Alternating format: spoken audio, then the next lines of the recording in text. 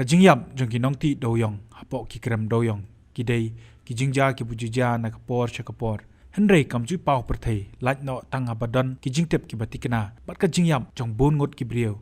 Panakum kini ki jingja ka jela Meghalaya ka ju pau ba ki lat patai khubor shabar ka jela batru shabar kari India laban shu ong no haki national but international news channel. Kawai ne ki jingja ka baka Meghalaya kalala banyo jaka bah kini ki news channel kentobru ki kot khubor kadi ke jingja jong ke jingyap jong khatlai ngot ki nongti Dewïong kablaja kawain ki Krem Dewïong kabadan hakashnong ksan kabaha bapo saipung police station East Giant Hills katahu banai no pra jong snem arajar kat pra hadien kate ke jingja sakawai kadi ke jingja hau banai jumang jong snem arajar arpuai hakashnong umpleng kabadan hajan ke Giantia Cements Limited East Giant Hills hakabaka jingyap kalong sangut ki brio. Kini ki bayap ki badai ki nongti Dewïong ki babon na ki day na kajala Assam lanyok khendiat ngot ki banapo kari khasi Giantia dangshen kum kani ka khubor kala sapriang yakaba kala pelong yu DC ke East Giant Hills wabilash baranwal banthong da ka jing Tohkit ka bakli do Magistrate lani ka magisterial inquiry yakaba ula betha ban IT ka kaipot shau haka khadar tarik ukala lingkot arajar arpusau.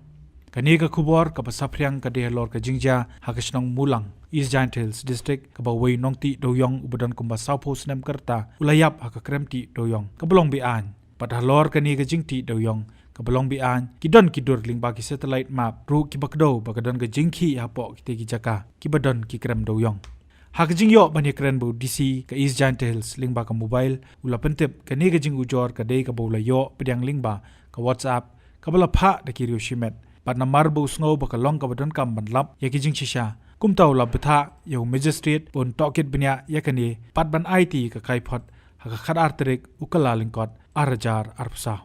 So basically whatever information we have received this is only through random WhatsApp messages only. Okay. And we can't comment upon it officially unless we have verified it through our report, through our inquiry. And given the seriousness of the issue, I have ordered immediate inquiry through a magistrate as well as through my SP. So how many cases that you have received, sir, for this time? So I have received that the informal information I'm saying on the basis of which I have ordered inquiry. They say about death of one particular person allegedly who was the message claims that he was a coal miner and he has died because he has died in a coal mine itself. But there's something. See, if the information turns out to be true, it will be an illegal coal mine because the legal mining lease is yet to materialize. Okay. Right. But as of now, this is mostly in form of WhatsApp message only. Okay. No verified news has come. So we are waiting. Means you're waiting the report by the 12th of this month. By 12th, yes. Tomorrow being a holiday. Yes.